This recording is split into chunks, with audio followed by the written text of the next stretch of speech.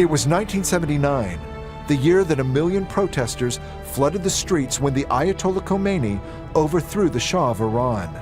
He established Islamic law for all citizens. Samira was just a young girl when this happened. In the beginning, I had a very fun childhood.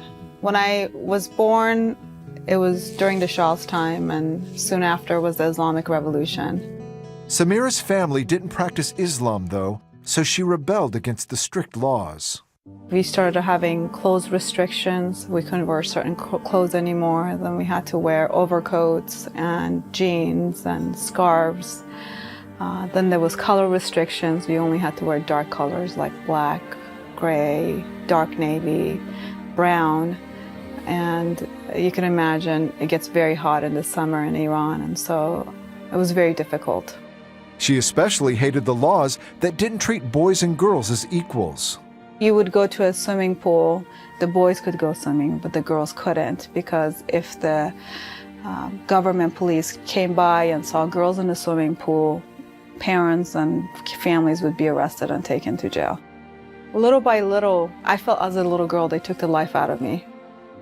Where what used to be fun, going to school used to be fun, playing with my friends used to be fun, all of that changed.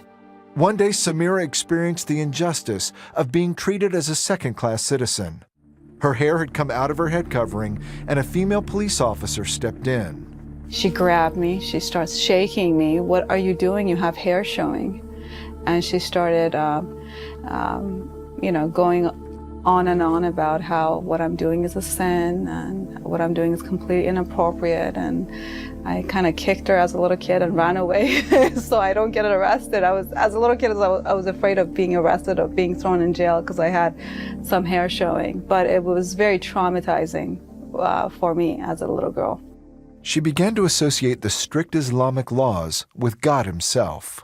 I remember thinking, if this is God, I want no part of him, because if God exists, he is just and he's going to be fair. He's not going to make a big difference between a man and a woman. Her views were challenged, though, when her family moved to the United States. Her younger sister became a Christian, and it wasn't her new religion that Samira noticed. It was the change in her heart. She became a different person, and when I looked into her eyes, I remember thinking, wow, what a dramatic difference. I thought I was seeing angels. And it was through that I saw power of Christ, and I thought, maybe God exists. She decided to find out what made such a difference in her sister's life and talked to her pastor. He came to talk to me, and we sat down, and he shared the Bible with me and the story of Christ and salvation. She still had questions in her mind, but what she heard one day on a Christian radio program made it all clear. The radio station was talking about a lady who had tried to do good, who tried to help people, but at the end of the day, she didn't know where she was going because she didn't have God in her life. I thought, when it's time for me to go, I don't know where I'm going. Samira prayed with the man on the radio. I went through the prayer with him, the salvation prayer, not realizing what I had done, and I accepted Christ into my heart. She's amazed at the freedom women have in Christ.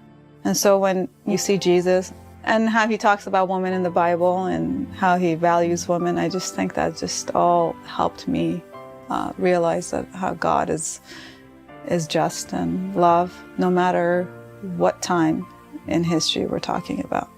Today, Samira actively works in the legal system, helping women in the United States escape from the harsh rules of the Islamic lifestyle. I thank God for the fact that I'm here in the United States. I thank God for the freedom that I have. Samira knows firsthand that true freedom comes only through Jesus Christ.